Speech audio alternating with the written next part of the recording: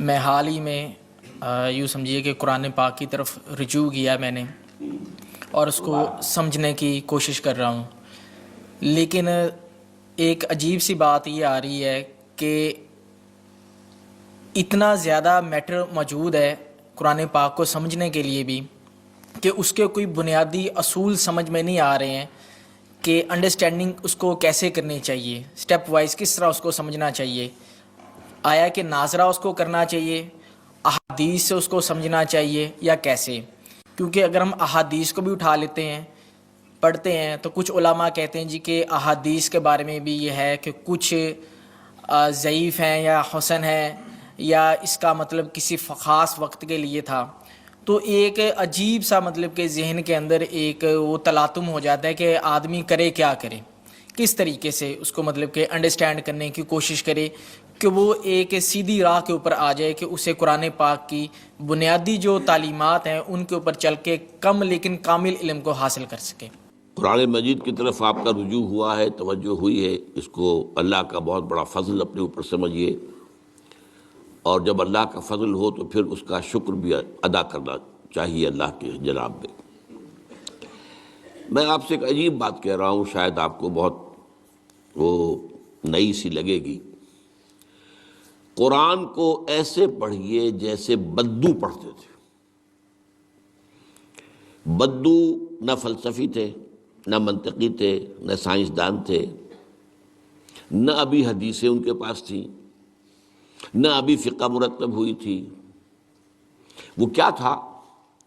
عربی زبان، یہ ان کی اپنی تھی۔ تو شرط اول جو ہے قرآن مجید کو سمجھنے کے لیے وہ عربی زبان کا صرف و نحو صحیح جاننا یہ لازم ہے۔ پھر قرآن کے متن ہی کو اصل سمجھیے۔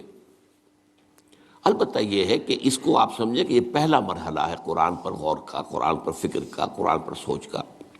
اس کے بعد اگلے مراحل بھی آئیں گے۔ اسی قرآن سے پھر قوانین جو ہے وہ اخذ ہونے ہیں۔ اچھا، اس میں بعض سے واقعات ایسے ہیں کہ جو تو ایک تاریخی حیثیت رکھتے ہیں، اب ان میں اس واقعے کے ضمن میں تفصیل میں کہیں کوئی اختلاف ہو گیا تو کوئی حرج واقع نہیں ہوتا۔ ابھی میں مثال دیا کرتا ہوں کہ میں چند جملے ابھی آپ کے سامنے یہاں ادا کروں اور پھر 10 منٹ کے بعد پوچھا جائے آپ سے تو ہر شخص جو ہے اس کو کہے گا، وہ جواب جو میرا دے گا وہ مختلف ہوگا، اس میں اس کی اپنی بات بھی شامل ہو جائے گی، اور سوچ میری بات سنتے ہوئے بھی جو اس کا سبجیکٹو مائنڈ ہے وہ اس کے اندر اس وقت حاضر ہوگا، وہ اس سے کوئی نہ کوئی نتیجہ از خود اپنی اس سبجیکٹو مائنڈ کے حوالے سے حاصل کرے گا، وہ بیان کرے گا۔ تو ان چیزوں میں احادیث میں اگر کوئی اختلاف بھی ہو جائے تو اس میں پریشان ہونے کی ضرورت نہیں ہے۔ ابھی ہمارے ہاں یہ جمعے کے اجتماعات میں حدیث جبرائیل جو ام السنہ کہلاتی ہے، جیسے سورہ فاتحہ ام القرآن ہے، ایسے حدیث جبرائیل ام السنہ ہے، سنت کی جڑ اور ماں۔ اب اس کی جو روایات آئی ہیں اس میں مختلف اختلاف ہے،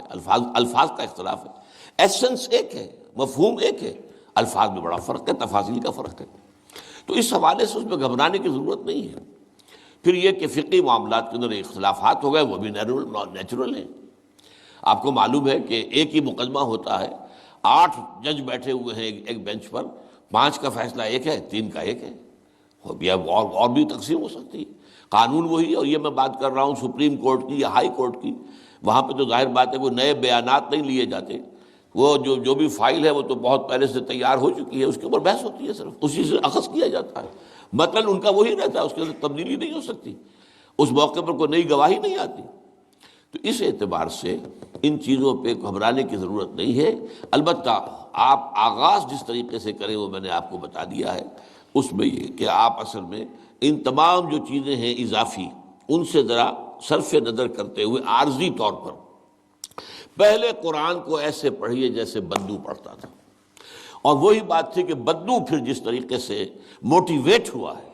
بدو سے مراد میں صحابہ کو عام طور پر لفظ دے رہا ہوں، یہ ان کی اس کے لیے وہ نہ سمجھیے کوئی توہین کی بات ہے، مطلب یہ کہ میں اس معنی میں کہہ رہا ہوں کہ وہ لوگ کوئی فلسفی نہیں تھے، کوئی پڑھے لکھے لوگ نہیں تھے، بلکہ امت کا نام ہی ہے یہ جو ہے امیین، ان پڑھ لوگ، ان پڑھ، ان لیٹرڈ ون، حضور کی شان بھی یہی ہے، امی ہے۔ تو انہوں نے قرآن کو جس طور سے سمجھا ہے وہ ہے بہترین طریقہ قرآن کو سمجھنے کا، اور اسی سے پھر وہ صحیح موٹیویشن ہوتی ہے کہ انہوں نے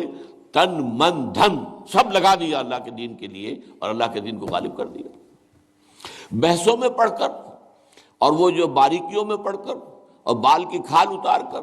اور منطقی طور پر تجزیہ کر کے اور فلاں احادیث کے تقابل کے اس میں پڑھ کر علم کا تو اضافہ ہوگا، لیکن وہ انسپریشن اور موٹیویشن جو ہے وہ اس کے اندر نہیں رہے گی۔ میرا نام محمد ہارون رفیق ہے،